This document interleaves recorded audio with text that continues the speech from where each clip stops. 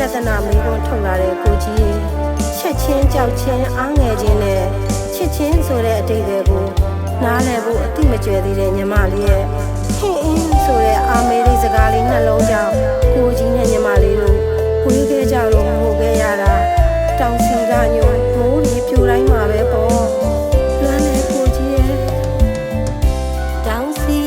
ကညို